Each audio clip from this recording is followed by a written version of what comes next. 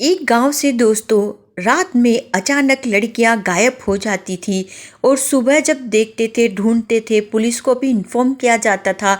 Police जब आके inquiry करती थी चेकिंग करती थी तब कुछ पता ही नहीं चलता था, कोई सुराग कोई नामो निशान नहीं रहता था। और अक्सर पुलिस जब सख्ती बरतती थी और पहरे लगाती थी रात में, तब वह देखती थी कि कोई सुराग ही नहीं, कुछ भी मतलब उनको ऐसा महसूस नहीं होता था कि ऐसी घटनाएं कहाँ से हो रही कैसे हो रहा है।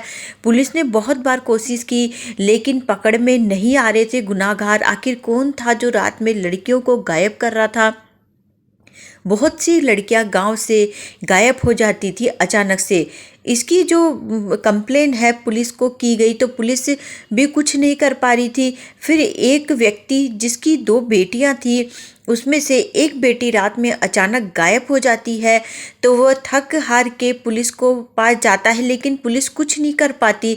उसके बाद वह वहाँ के आईपीएस के पास जाता है और पूरी कहानी सुनाता है। उसके बाद जो वहाँ के आईपीएस अधिकारी है वो इसके लिए ऐसा ही कुछ प्रबंध करते हैं, ऐसा काम करते हैं जिसको सुनकर दोस्तों आप दंग रह जाएंगे। और कहानी जो है बहुत ही ज़्यादा इंटरेस्टिंग है, आगे आपको बहुत मज़ा आने वाला है। पूरी कहानी सुनिएगा। तो चलिए कहानी शुरू करते हैं। नमस्कार दोस्तों, हरियाणा का एक छोटा सा गांव था जहां पे सुरेश नाम का लड़का रहता था जो बहुत ही होनहार था। उसके माता पिता ने उसकी परवरिश बहुत ही लाड प्यार से बहुत संस्कार देकर की थी और वह आईपीएस अधिकारी बनना चाहता था। और वैसा ही हुआ दोस्तों, वो पढ़ लिख कर आईपीएस अधिकारी बना। एक जगह एक डिस्ट्रिक्ट में उसकी पोस्टिंग हुई थी। वह जहाँ भी जाता था बहुत ही मेहनत ईमानदारी से अपना काम किया करता था। फिर दूसरी जगह जहाँ एक डिस्ट्रिक्ट में उसकी पोस्टिंग हुई थी, वहीं के बगल के गांव में कुछ लड़कियां अचानक रात में गायब हो जाया करती थी। पुलिस ने बहुत ही सख्त पहरे दिए, जांच पड़ताल की, लेकिन वो जो गुनहगार थे जो लड़कियों को गायब कर रहे थे जो भी थे वो पकड़ में नहीं आ रहे थे और लड़कियां रात में अचानक गायब हो जाती थी। वैसे ही एक छोटा सा परिवार था। उस परिवार में जो दो लड़कियां थी उसमें से एक लड़की अचानक रात में ऐसे ही गायब हो जाती है और उसका पिता रोते बिलखते पुलिस के पास जाता है। पुलिस बोलती है कि हमने इस बारे में कितनी बार कोशिश कर ली लेकिन अब तुम्हारी बेटी का मिलना मुश्किल है, क्योंकि हमने बहुत कोशिश कर ली लेकिन वो जो गुनहगार है पकड़ में नहीं आता। उसके बाद वह थक हार के वहाँ के आईपीएस अधिकारी के पास जाता है और रोने लगता है। जो सुरेश नाम का व्यक्ति था वह उनकी पूरी बात सुनता है, दंग रह जाता है कि ऐसे कैसे हो सकता है कि किसी गांव में से ऐसे लड़कियां गायब हो जा रही है और पुलिस कुछ नहीं कर पा रही है। फिर वह उसे सांत्वना देता है, बोलता है कि आप घर जाओ, मैं इस बारे में ज़रूर कोशिश करूंगा और आपकी बेटी को ढूंढ कर लेकर ही आएंगे। उसके बाद वो चले जाता है। फिर जो सुरेश नाम का व्यक्ति है जो आईपीएस अधिकारी, इस बारे में सोचता है हो सकता है कि हमारे पुलिस प्रशासन के व्यक्ति भी इसमें शामिल हो, कुछ तो भी गड़बड़ है, मुझे पर्सनली इसमें कुछ करना पड़ेगा। उसके बाद वह क्या करते हैं, अपनी नौकरी से कुछ दिनों के लिए छुट्टी ले लेते हैं। उसके बाद बाहर जाके अपने जो वेशभूषा होती है उसे जो मेकअप आर्टिस्ट होते हैं उनके पास में जाके पूरा भिखारी का मेकअप करवाते हैं, एकदम प्रोफेशनल भिखारी वाला मेकअप करवाते हैं जिससे उन्हें कोई पहचान न पाए। और वो गांव में चले जाते हैं, उसी गांव में जहां लड़कियां गायब हो रही थी। वो क्या करते हैं, दिन में तो उनको पता है कि ये कांड नहीं होता है लेकिन रात में होता है, तो रात में वहाँ घूमना शुरू कर देते हैं। कभी कहाँ बैठते हैं कभी कहाँ ध्यान रखने के लिए।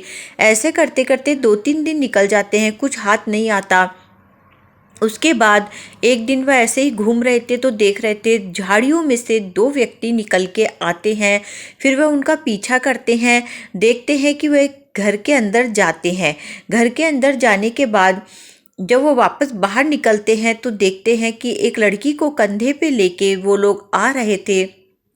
उसके बाद जो आईपीएस जो साहब रहते हैं अपनी गन निकालते हैं और उनके ऊपर लगा देते हैं। तो फिर वह डर जाते हैं, वो समझ जाते हैं कि ज़रूर कोई पुलिस वाला है। उसके बाद वह भागने की कोशिश करते हैं तो वो बोलता है कि अगर भागने की कोशिश की गई तो मैं गन चला दूंगा। उसके बाद वह डर जाते हैं। फिर एक वह फायर हवा में करते हैं तो उसके बाद बंदूक की आवाज़ से पूरे गांव के जो लोग रहते हैं निकल के बाहर आ जाते हैं और वहाँ का दृश्य देख के वे समझ जाते हैं कि जरूर ये कोई पुलिस वाले ही हैं जो भिखारी का भेष धारण करके आए हैं। उसके बाद वो जो गांव वाले होते हैं सब उन्हें बोलते हैं कि पुलिस वाले को कि आप सर इन्हें मार दीजिए, इन्होंने हमारी लड़कियों को गायब किया है। तो वो बोलते हैं कि नहीं, अगर इन्हें मार देंगे तो दूसरी जो लड़कियां गायब हुई है उनका पता नहीं चलेगा। उनको पेड़ से बांध दिया जाता है, उनसे पूछताछ की जाती है तो बताते हैं कि हम लोग फेरी वाले बन के दिन में आते हैं और उसके बाद पूरे गांव की इंक्वायरी कर लेते हैं कि कहाँ पे जवान खूबसूरत लड़कियां होती है। उसके बाद हम रात में आके एक स्प्रे साथ में लाते हैं, वो घर के सभी सदस्यों पे छिड़क देते हैं, जिससे घर पे स्प्रे को जैसे घर पे भी डालते हैं तो उसकी गंध इतनी तीव्र होती है कि उसकी गंध से ही वो बेहोश हो जाते हैं। उसके बाद वो अपना काम आसानी से कर लेते हैं। ऐसे ही करके उन्होंने बताया कि हम बाहर ले जाके इन लड़कियों को बेच देते हैं, इनका सौदा कर देते हैं। तो जो पुलिस अधिकारी थे वो सुनकर दंग रह गए थे और आईपीएस अधिकारी ने अपनी पूरी टीम को बुला लिया था। उसके बाद उन्होंने जितनी भी लड़कियां थी उनको वहां से छुड़ा लिया और गांव के लोगों को सौंप दिया। और जो गांव में जो लड़की अभी हाल ही में गायब हुई थी, जिसके पिता आईपीएस अधिकारी के पास गए थे रिपोर्ट लेके अपनी, वो उनके पैरों में गिर जाते हैं और ज़ोर ज़ोर से रोने लगते हैं। उसके बाद वो उन्हें गले लगा लेते, बोलते अब आप क्यों रोए, आपकी बेटी आ गई है। उन्होंने बोला कि मैंने तो उम्मीद ही छोड़ दी थी कि पुलिस कुछ कर पाएगी, लेकिन आपकी वजह से मेरी बेटी आ पाई है। आपका बहुत ही बड़ा एहसान है मेरे ऊपर कि जहाँ मैंने उम्मीद छोड़ दी थी आपने इतना बड़ा काम कर दिखाया। मुझे नहीं पता था आप जैसे ईमानदार पुलिस अधिकारी भी हमारे प्रशासन में है। उसके बाद आईपीएस अधिकारी की तारीफ पूरे शहर भर में, गांव भर में, सभी जगहों पे होती है। लोग उनकी वाहवाही करते हैं और उनके माता पिता को भी जब ये बात पता चलती है तो वे बहुत खुश हो जाते हैं कि उनके बेटे ने बहुत ही अच्छा काम किया। उसके बाद वह वापस अपने कार्यभार को संभाल लेते हैं आईपीएस अधिकारी जाके, और उसके बाद वो वैसे ही ईमानदारी से अपना काम करते रहते हैं और गांव के लोगों को भी बहुत बड़ी मुसीबत से छुटकारा मिल जाता है। तो दोस्तों, आप लोगों ने देखा कैसे आईपीएस अधिकारी साहब ने बुद्धिमानी का परिचय देके, अगर वह पुलिस की वेशभूषा में अगर वहाँ पे तैनात रहते तो उनको पता चल जाता कि पुलिस पहरा दे रही है, तो वो ये काम करते ही नहीं। तो ऐसा ही वो लोग क्या करते थे, जब पुलिस वेशभूषा में पहरा देती थी तो वो लोग वहाँ आते ही नहीं थे लड़कियों को किडनैप करने।